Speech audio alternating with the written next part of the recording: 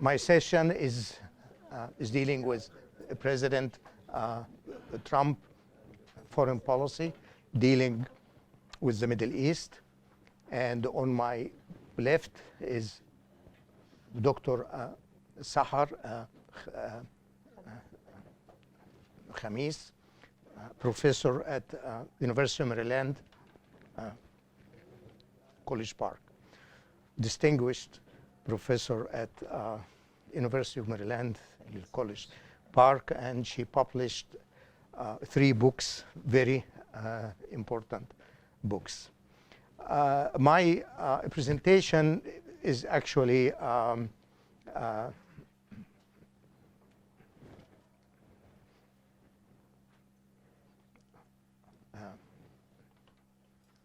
short and modest assessment of President Trump foreign policy of disengagement in the Middle East.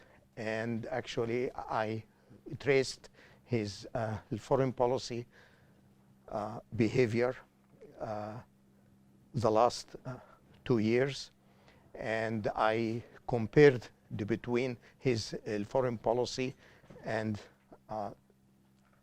President Barack Obama foreign policy, and actually I ended up with the following conclusions: that actually President Trump, he came to office and he's not really a politician. He came to office as after being corporate CEO, successful corporate president, family business, and actually he got used to issue instructions, orders to his supervisee, okay, on time. Second, also he came with at least 10 years of expertise in the entertainment industry. So he was very successful person.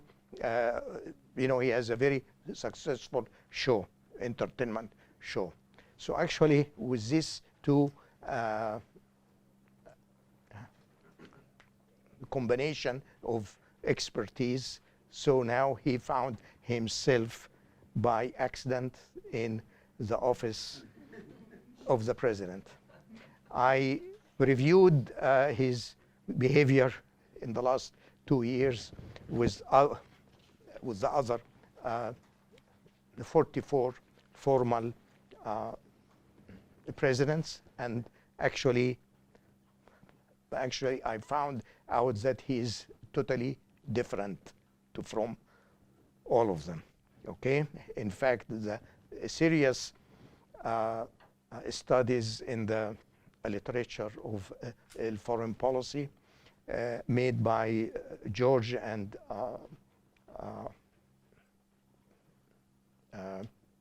Snow, Alexander also confirmed my my statement that actually he doesn't belong to any classification in decision making, in the way he is working with his team, foreign policy team, the way he is dealing with defense department, the way he's dealing with State Department. So actually here we have a president who is actually every morning he gets up and sends a tweet, okay, without any consultation with White House senior staff or even before gets briefing from the chairman of the Joint Chief of Staff, and possibly, every morning the chairman of the Joint Chief of Staff, has to go to the Oval Office and salute the president and tell him this is the state of the armed forces. The same thing also, he has to listen to a brief from the Central Intelligence Agency and the chairman of the National Security Agency. All these arrangements was followed very much by, in the last almost 200 years or something, with who was in the White House. Now we have a new president who doesn't follow this system, okay? This is, of course, has a high risk. When you get up in the morning and shoot, tweet, insulting president of North Korea, and telling him names and all this stuff, okay, this is, of course, this is not right? Even and also making phone calls with Turkish President Erdogan, and after this phone call in the morning, prior to meeting his national security advisor or any member of his foreign policy team, and actually he make a tweet stating that we are leaving Syria, okay? Of course, this is, it caused a lot of confusion, particularly in the case of Syria. There is joint forces, us here, USA and England and some countries in Europe, joint forces are serving in Syria. And now, without consulting with them, that we are leaving, okay? So actually, this is really serious. Of course, some scholars, they say that really President Trump should be looked at in the context of the social media, the new social media. We are in the era of the social media, and he's not a traditional like any previous president. But this is actually not true, because President Obama also, he used social media, but actually he used social media in a more wise way, okay? He used social media in a more wise way. He never sent tweet without consulting with his foreign policy team, okay? The main characteristics really, or many changes between President Trump and Obama, is that President Obama really, he tried to create balance between Shiite and Sunni in the Middle Eastern region. Sunni led by Arabia, Saudi Arabia, and Shiite led by Iran. So actually, President Obama, he tried to maintain this balance. In the meantime, he started to negotiate, or he completed nuclear agreement with Iran. Here, President Trump came, and he already declared that he's not happy with everything his predecessor did. So he started by siding the Saudi, the leaders of the Sunni Muslim. He sided them against Iran, and he ended or he did not continue to honor the deal which started between President Obama and Iran. In fact, this deal, several European countries were part of it. And here again, without consultation with our partners in this deal, members of NATO, he went ahead and he said, I am not honoring this deal. Okay? The second issue, also President Obama, he continued to promote democracy in the Middle East. He continued to promote the program of promoting democracy in the Middle East, which started during President George W. Bush. Here again, President Trump, he made explicit statement in several places, including the UN. In 2 times, he said in the UN, we are very much concerned about U.S. Here, and he promoted the concept of American nationalism, globalism as a prevailing practice now all over the world, is shying away from it, stating that U.S. has to take care of its national interests. And of course, this is part of whole approach to international affairs, which is different from all the presidents who were in the Oval Office since Reagan. Of course, so he left Syria as far as, or he minimized the Syrian U.S. presence in Syria. This led to setback on the battleground. The Kurdish, who's supposed to be moderate and fighting ISIS, now suddenly he left them alone. In Yemen, okay, he is leaving Saudi Arabia to do whatever it wants in Yemen. The result is maybe 12 million people in Yemen are in famine, without food and medicine in the last 4 or 5 years. Afghanistan, the third field which U.S. troop there. He is, so far, to the best of my knowledge, he is not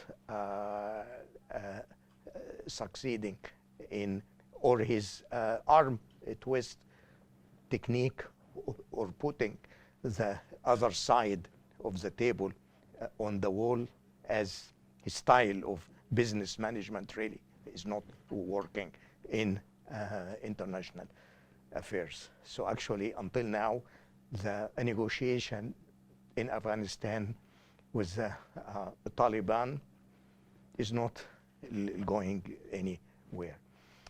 When we look to foreign policy making, really, or policies, there are 3 types of policies. Crisis policies, which usually, historically, the president and the very close team of his advisors, they make the decision. Those use the president, national security advisor, director of the Central Intelligence Agency, foreign minister, and secretary of state, and so on. This is actually crisis situations or policy in the history of the USA. Our system allowed the president to do that, particularly from the beginning of the 1960s, the Cuban Missiles Crisis, okay? So the Congress explicitly leaves the president and his team to be in charge of this policy. The second type of policies, strategic policies. These are the policies which the executive branch very much work closely with the Congress to develop a strategy, long-range strategy or policy toward particular region or particular country, like the strategy of containment during the Cold War with the former USSR, the strategy of deterrence, which started later on. All these long-term strategies were as a product of the bureaucracy in various agencies, okay, with collaboration with the Congress. The third one, which is particularly dealing with defense policies. The third part is very important because we have a large defense industry. And the Congress, they work hard, particularly the House of Representatives, they work very hard with the Defense Department to produce, make sure that the defense policy and defense contracts are continuing in the constituencies and the state of which the congressman or senator serve. So actually this type of policy is very much dealing with how, whether particularly a particular military base will be closed, you know, or whether particular federal contractor will continue have the contract and provide job opportunities in the state or in the constituency. Apparently, President Trump, he messed up these arrangements. He messed up completely these arrangements. I just ran several weeks ago to one of my formal students who took with me class in IR 20 years ago. Now he is working in the Defense Department. And we met at K Street, and I told him, where are you, what's you doing? He said, well, you know what, Dr. Z, I am going now to fix our president problems. He's going from one agency to another. He's going from the Defense Department to the State Department to meet under secretary to find way to diffuse a tweet which was sent by President Trump 2 days ago. Okay, so actually, and he told me this is actually every day. Every day he's sending tweets, and we have at every level at the State Department and the Defense Department work together to at least deflect, you know what I mean? Or make the people outside the country feel that we have really coherent foreign policy. Of course, I don't want to undermine the impact of the social media, but actually the social media so far is working. Again, the way President Trump is using it is working against the U.S. foreign policy interests, okay? And particularly the diplomatic elite of the Middle East, they are still using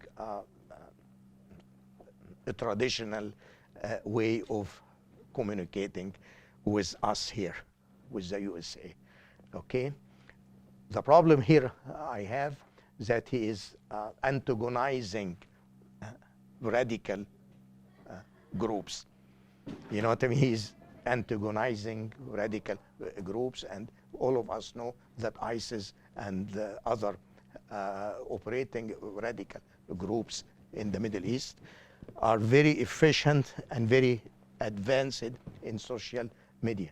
So each time he issues this tweet with a provocative statement about Muslims, like when he first came to office, he put ban on Muslims to enter the country, right? For no reason, right? For no reason. Of course, he has reasons, but the way he put it, it created a crisis. Like the radical Islamic groups, they said, well, okay, we have a cause now to work on. You know, here is our enemy of Islam. And of course, they will interpret his tweet in the way they want. A few days ago, he made a tweet in the wrong time, unnecessary tweet, that he recognized Israel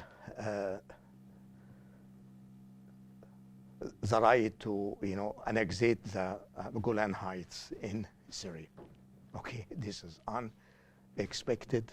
Okay, no one in the Middle East really thought that this area is, now under the current circumstances,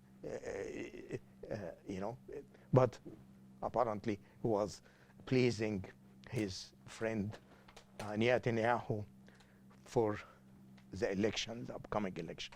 So actually, in a very short that opinion, President Trump current foreign policy and diplomacy really is not serving the U.S. interests in the Middle East, okay? And particularly the way he handled the issue of the Saudi journalist who was killed by the MP or his people. So actually, he didn't make any public statement to condemn the act itself, and actually put business first. He just sold worth of $90 billion worth of arms to Saudi Arabia. So of course, how the other people in the Middle East, they perceive him. Of course, possibly you are following social media. He's being hated, and the problem is that when the people or lay person in the streets is not happy with the president of the USA, they may take acts against innocent U.S. citizens who happen to be working in the Middle East, you know what I mean, or visiting any country in the Middle East. This actually brings me to the final conclusion of the paper, which are actually the personality of President Trump is a problem, okay? We put someone in the White House who happened to be the president of a corporation. He happened to be entertainer, and he's just projecting his personality this way, and his charismatic looks, appearance also is helping him to minimize his lack of knowledge in international affairs. Definitely, I don't believe that he has enough knowledge in international relation to be, he alone is the one making foreign policy.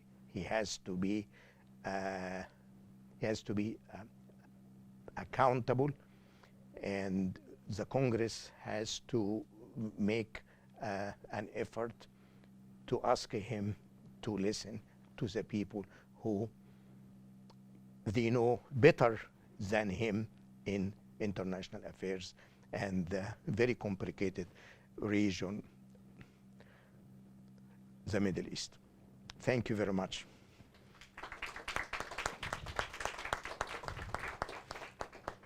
Okay, now, Microphone? oh, sure.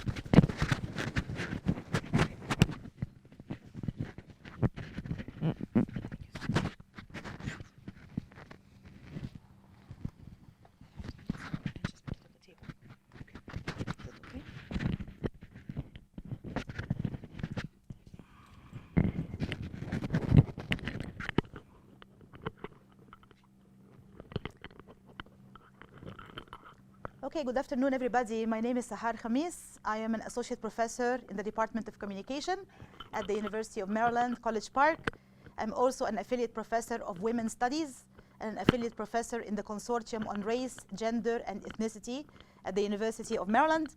So my area of research and expertise has been Arab and Muslim media, with a special focus on cyber activism or the use of social media and new media for the purpose of creating socio-political change and transformation in the Middle East. And I've been also writing a lot about gender issues. As Dr. Ahmed has kindly pointed out, I do have 3 books, co-authored books. The first one is Islam.com, which talks about how Muslims are using the internet, how they're using cyberspace for the purpose of creating dialogue and discourses between themselves as Muslims, like, for example, Sunni and Shiite discourse, or between themselves and others, i.e., in this case, non-Muslims.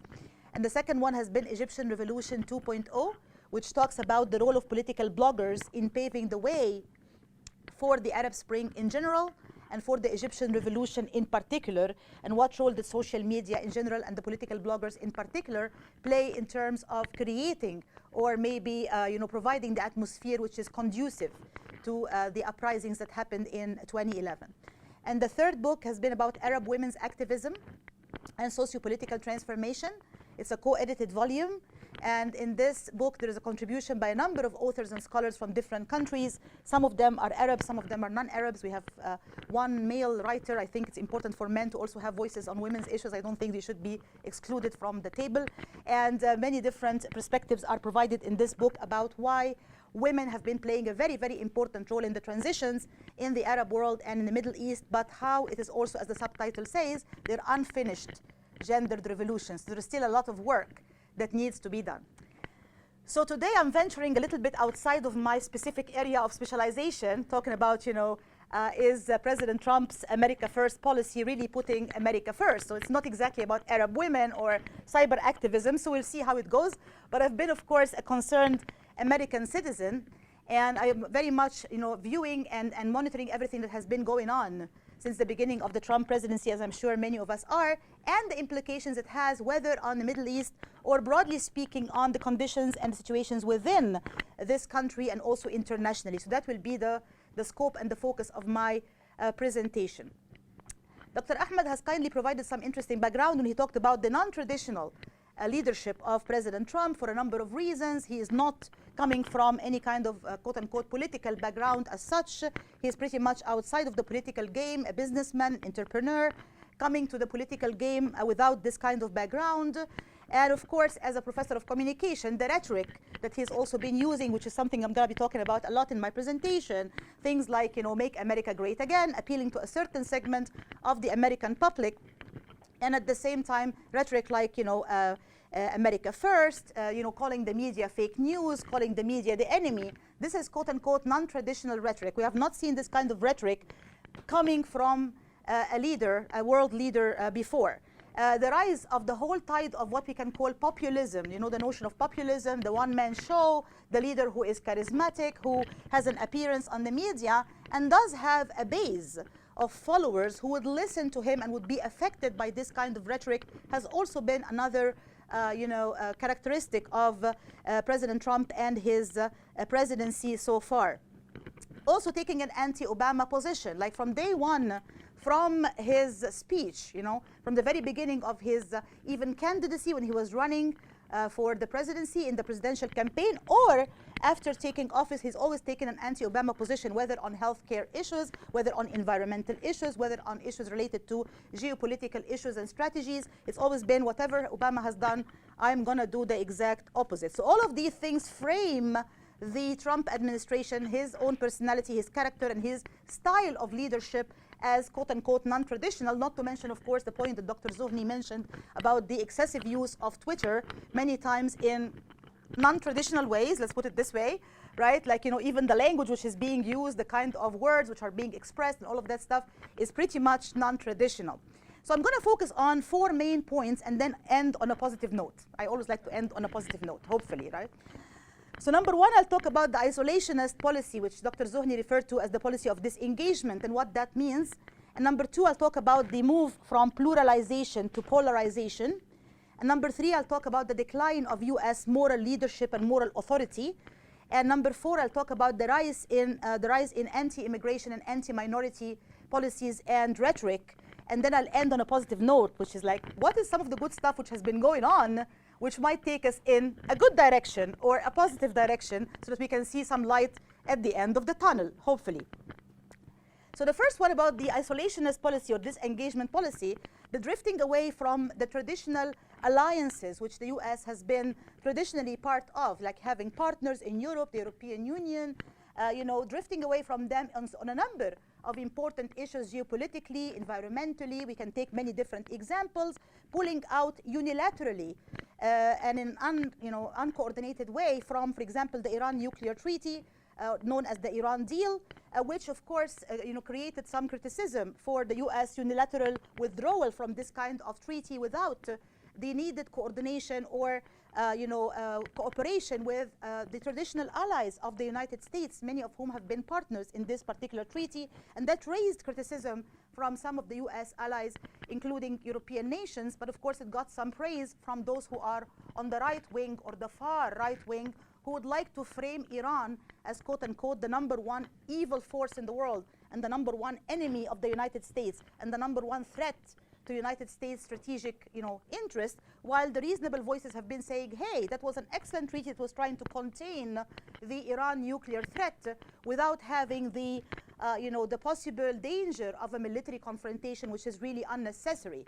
So you see here the different views around this, but the end result has been a unilateral, uncoordinated withdrawal from a treaty that has aggravated some of our traditional allies, including some European nations who were partners in this treaty.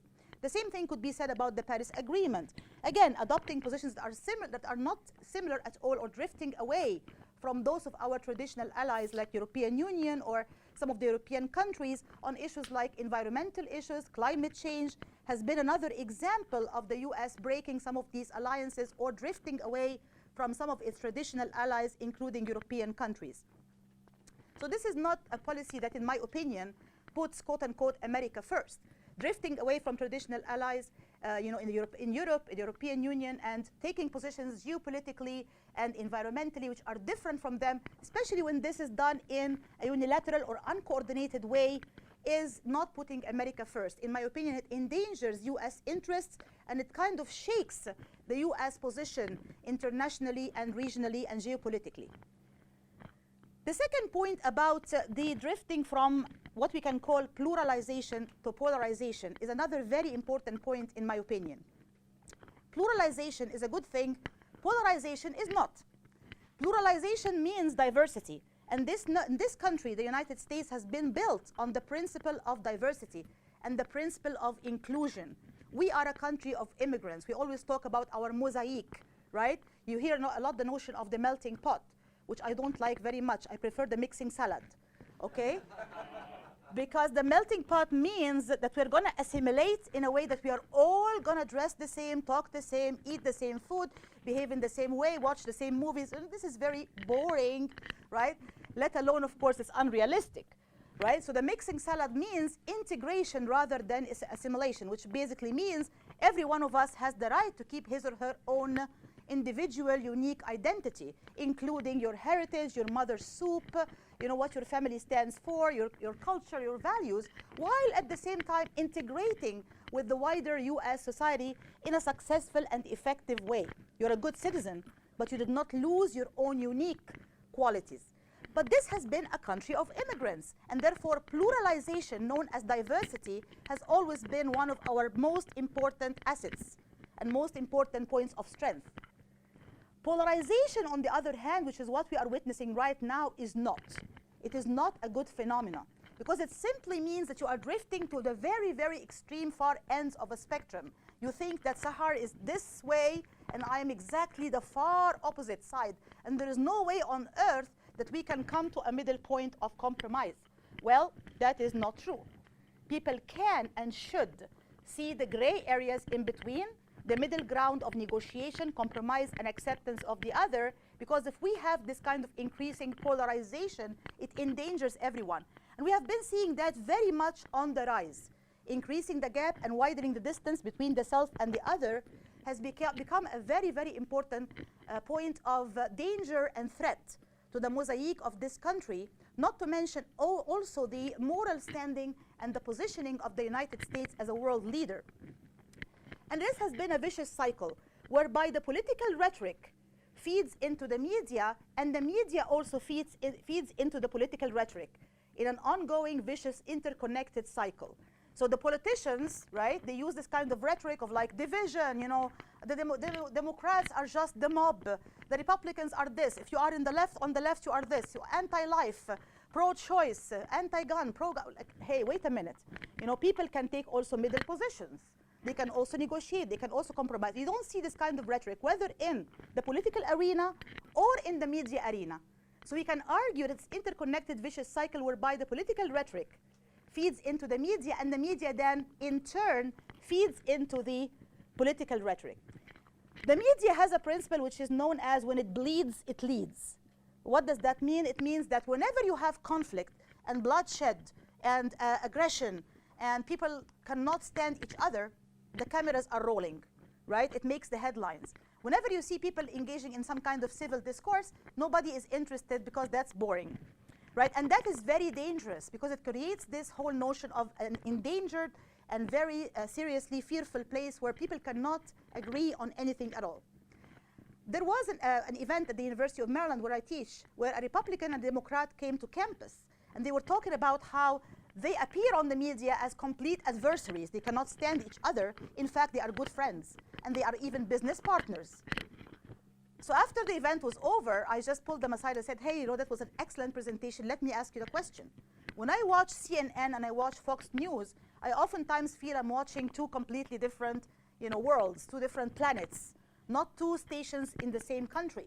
What's going on here? You're talking about your friendship and all of that stuff. We don't see this on the TV screen. They said, yeah, well, when we go on the TV screen, right, there is also the program, and there is the ratings, and there is the viewership. Pretty much this is what is expected of us. You know, I have to really like tear him apart, and he has to like, you know, box me back in the face, and we engage in this kind of shouting matches that really does not help a lot. This whole notion of ratings and viewership and all of that stuff. But this is also connected in a way, in my opinion, to the political rhetoric that you are hearing from politicians who are talking about things like, you know, us versus them, invasion, invaders, you know, Muslims are the enemy, all of that stuff. All of that stuff then feeds into the media, and the media then flirts all of this up because it wants the viewership and the rating. And that's why I'm talking about the dangerous, interconnected, vicious cycle between the political rhetoric and the media, which at the end of the day leads to this dangerous process of polarization. And that has been significantly on the rise since the beginning of the President Trump presidency. Unfortunately, we have seen an escalation in this notion of polarization and division in an unprecedented way. The third point I want to make is the decline in US moral leadership and moral authority, which again is a very, very dangerous and very important point. There is no question that there have been some incidents and some cases that became very popular and very famous lately that indicate this kind of shaky position of American moral leadership, if you will. The Khashoggi case, that also came to be known as the Khashoggi affair, is definitely one clear and glaring example of what I want to say here. The US Congress gave the Trump administration 120 days in order to provide a full detailed report on what has actually happened. There is a law which is called the Magnitsky Act, and according to this law, the government is supposed to provide the Congress with a full explanation of what has been going on in this particular case and who is to blame for it and who is responsible for it. The administration did not do that. They used the policy of just dragging things on, providing vague responses, very unclear responses to the whole situation, not trying to point fingers of blame at who is really responsible for this situation. Although we have a CIA report that says that MBS, Mohammed bin Salman, is responsible with a high degree of confidence. That's the language the CIA report used, high degree of confidence. That led to criticism from both Republican and Democrats. For example, Republican Senator Marco Rubio said that this is a violation of the US law for the government not to provide the Congress within 120 days of the needed explanation and the needed evidence in this particular case. We're talking here about a Republican senator, Marco Rubio. Democratic Senator Tim Kaine said that this is an indication of US moral bankruptcy. That's the term that he used, moral bankruptcy. He said this is not acceptable. We as the United States are a world leader. We should have a high degree of moral authority, and we should be a shining example, a shining light for other countries and nations to follow us. If we fail to take on our moral responsibility, our moral position of authority has been shaken, which is really a very dangerous thing. Now, the danger here also is the fact that there is no notion of accountability. You are not holding third world dictators and autocrats responsible for their actions. Whether you're talking about MBS, whether you're talking about other governments in the Middle East, the US has leverage. It provides aid to many of these countries. In the case of Egypt, for example, there is $1.5 billion of military aid. There is no using of this kind of leverage to ensure that there is a reasonable level of watching human rights and making sure that human rights are not violated and that you don't have tens of thousands of political prisoners behind bars. Or in the case of Khashoggi, that you have someone losing their life simply because they took a podium and they wrote articles and they spoke out against their own autocratic regime. So here you are seeing, again, this is a failure of US moral leadership that does not put America first. In fact, in the case of Khashoggi in particular, the question has to be asked, right? When you hear about the business and the business transactions and all of that stuff between, for example, Jared Kushner, the president's son-in-law, and MBS, Mohammed bin Salman, this is not a secret. People say, okay, then is this kind of, trying to evade the whole issue and not to point fingers of blame at Mohammed bin Salman? Is this putting America first? Or is this putting Saudi Arabia first? Or is this putting Trump and Trump's family first? That has been one important question that has been circulating in the media, and people have been talking about it. Who is coming first here, America or Saudi Arabia or Trump? So again, this is something that we have to think about. A very interesting and important point here is both in the case of the Russia meddling in the US elections, as well as in the Khashoggi case, we saw the unprecedented case of a US president believing foreign autocrats over his own intelligence reports. In the case of the Russia meddling in the US elections, the FBI, the CIA said there is a very high degree of confidence in the Russia meddling in the US elections. The president said, maybe Russia did, maybe it did, maybe it didn't. Similarly, in the case of the Khashoggi affair, in the case of the Mohammed bin Salman involvement in this case, the CIA report said with a high degree of confidence he is behind it and responsible for at least giving the instructions for it. And the president said, well, maybe he did, maybe he didn't. It is very unprecedented to see a US president putting foreign autocrats and dictators and believing them over his own FBI and CIA, over his own intelligence system, which provides him with this kind of information and assurance. So all of these things point to this non-traditional system of leadership that we've been talking about, which again does not put the United States first in any way or shape or form. Rather, it shakes US moral leadership and shakes its world authority and world charisma and world power.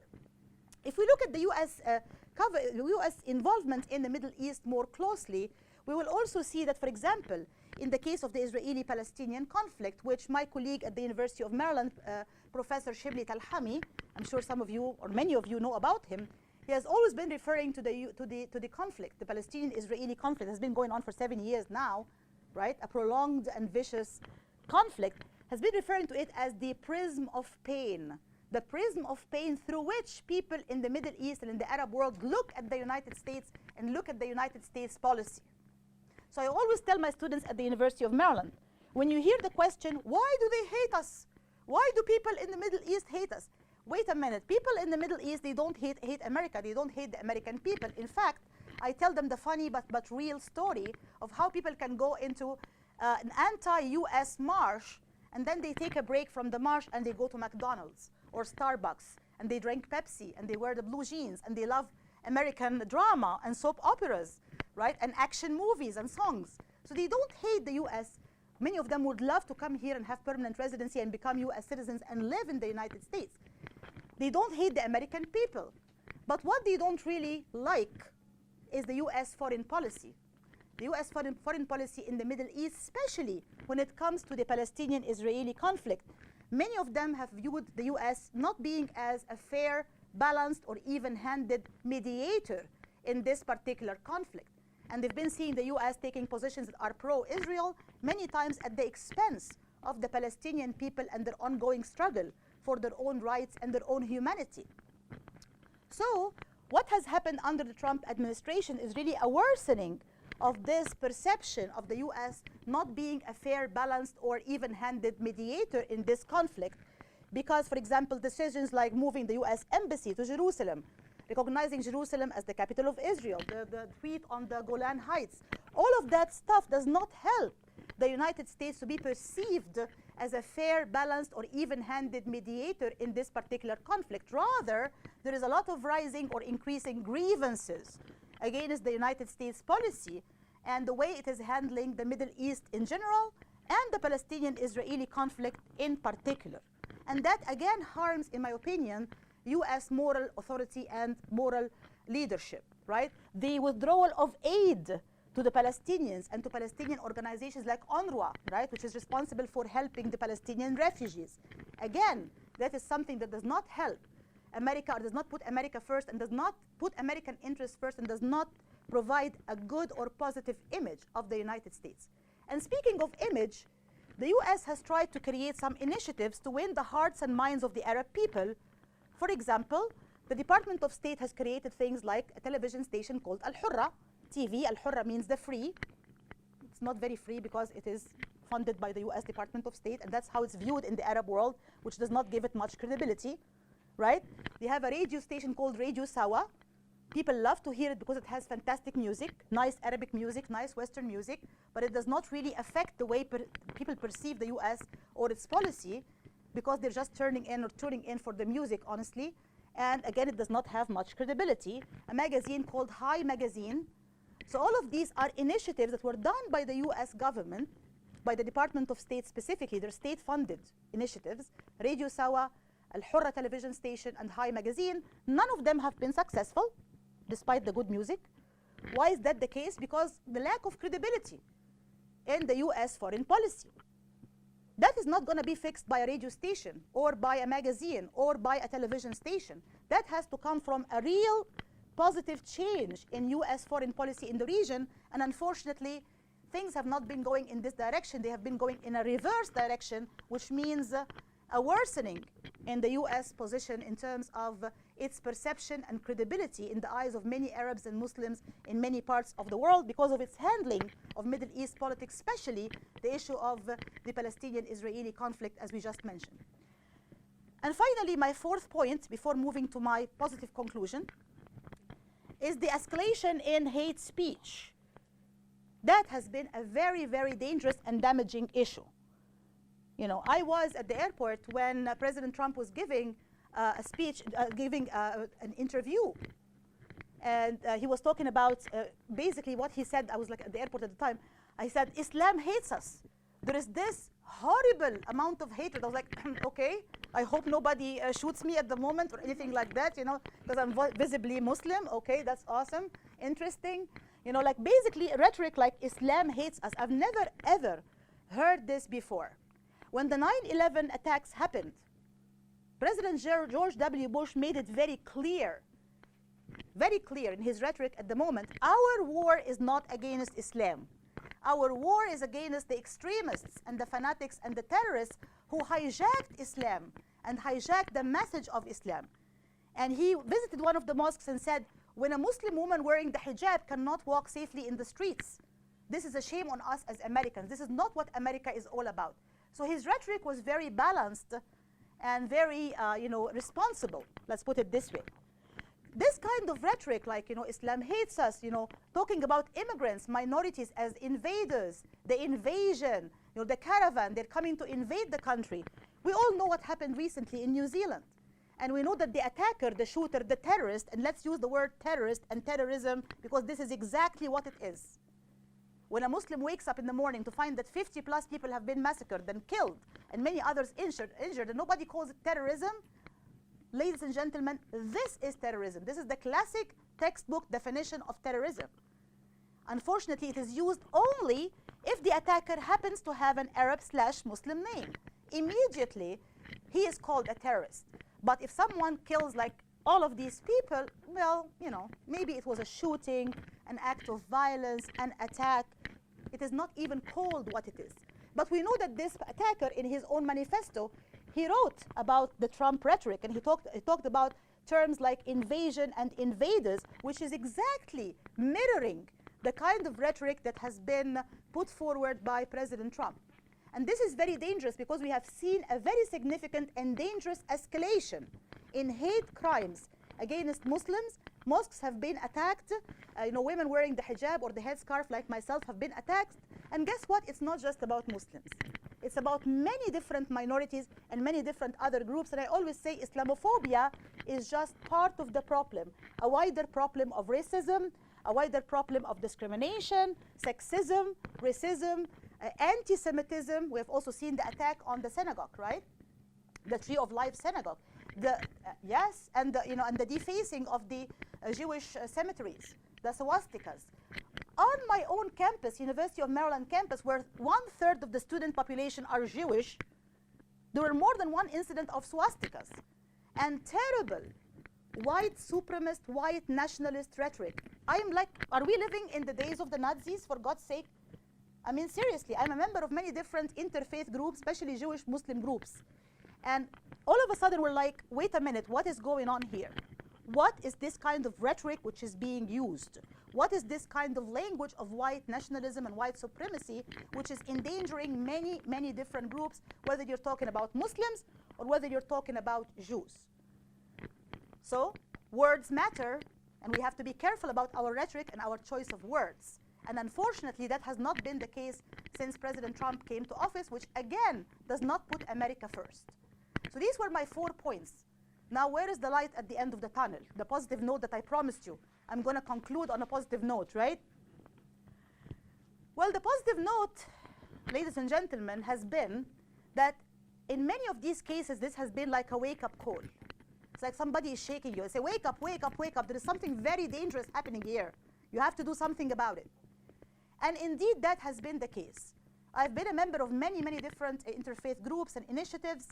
Many of these groups started to come together in solidarity and in unity to stand together side by side in the face of many of these increasing threats.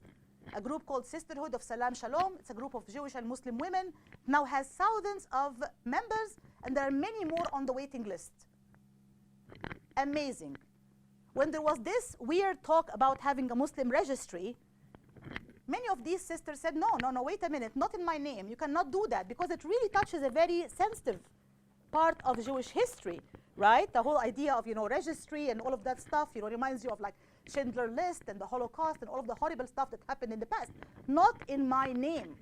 And we have seen when the Muslim travel bans, with a plural S because there was more than one, what happened? We have seen the women's marches, and it was not just women marching.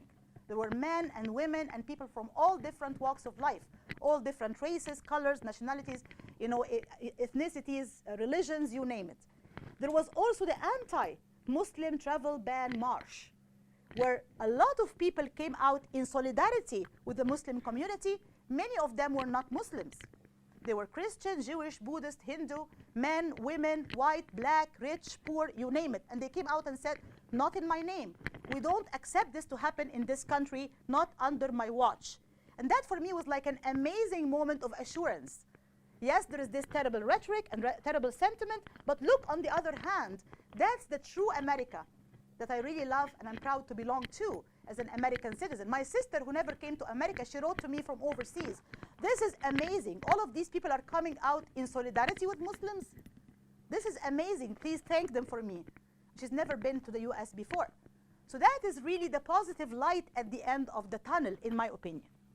My second positive point, and I'll end on that note, has been the use of social media. Social media can be a double-edged sword. It can go both ways.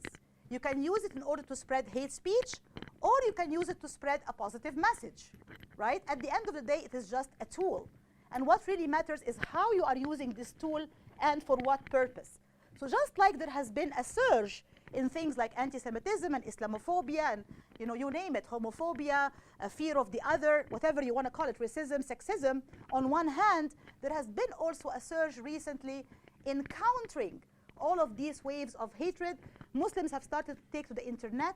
They started to create campaigns on social media to try to counter some of the Islamophobic messages and some of the hate speech that has been directed at them.